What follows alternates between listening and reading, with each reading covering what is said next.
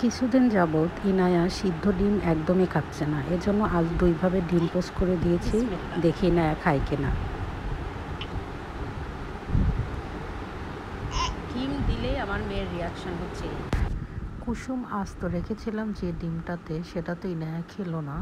পরে আমি কুসুম গুলিয়ে যে ডিমটা ভেজেছিলাম সেটা দিয়ে একটু চেষ্টা করলাম যে দেখি এটা দিয়ে রুটি খায় কিনা ইনায়া।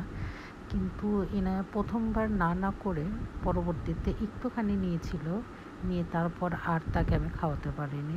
সে অনেক ছোটাছুটি করছিল, মুখ বারবার সরিয়ে নিচ্ছিল। আমি অনেকক্ষণ যাবৎ ওকে খাওয়ানোর চেষ্টা করলাম, কিন্তু যখন দেখলাম যে না, ও একদমই খেতে চাচ্ছে না, তখন আর ওকে জোর করলাম না। আমি খাবারটা ভালোভাবে রেখে দিলাম ঢেকে, যেন কিছুক্ষণ পরে আবার ওকে আমি এটা খাওয়াতে পারি। ও খাচ্ছে না জন্য এই খাবারটা যদি ওকে আমি দেওয়া টোটালি বাদ দিয়ে দিই, বা এই খাবারের পরিবর্তে অন্য আরেকটা খাবার ওকে এনে দিই, তাহলে পরে টোটালি ও এই খাবারটা খাওয়া বাদ দিয়ে দিবে। এই জন্য কিছুক্ষণ পরে আমি ওকে বাইরে নিয়ে আসলাম, বারান্দায় নিয়ে এসে ওর কাছে দিয়ে দিলাম খাবারটা।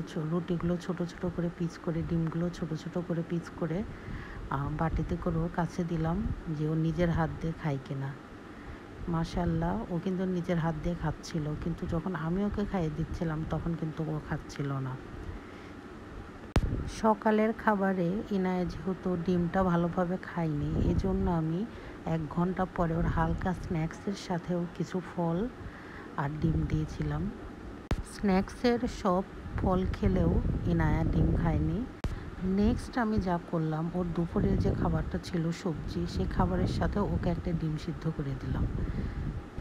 খাবারের শুরুতেই আমি ইনায়াকে সবজি দিয়ে শুরু করলাম, কারণ প্রথমে আমি যদি ওকে ডিম খাওয়াতে চাইতাম, ও ডিম খেত না।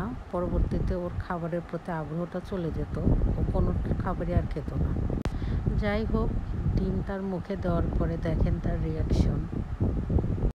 কিছু সবজি খাওয়ানোর পরে ইনায়াকে যখন ডিম দিলাম আমি আবার, তখন সে প্রথমে মুখে নিলেও পরবর্তীতে আর খেতে চাচ্ছিল না। সেই সকালের মতো সে বারবার মুখ ঘুরিয়ে নিচ্ছিল, আমার কাছ থেকে উঠে সরে যাচ্ছিল, মুখে যে খাবারটা দিচ্ছিলাম সেটা আবার মুখ থেকে বের করে ফেলছিল, একদমই খাবার খাচ্ছিল না। তখন আমি যেটা করলাম, ডিমটাকে ভালোভাবে ম্যাশ করে ভাতের সাথে মিক্স করে ওকে খাওয়ানোর জন্য চেষ্টা করলাম। তখনই নায়া ভালোভাবে খাচ্ছিল। এই হলো তার খাবারের বেঁচে যাওয়া অবশিষ্ট অংশ, শুধুমাত্র পটলের বিচি পড়েছিল। রাতেও আমি নায়কে ডিমেরই খাবার দিয়েছিলাম, নুডলস রান্না করে দিয়েছিলাম ডিম দিয়ে। মাশাআল্লাহ, রাতের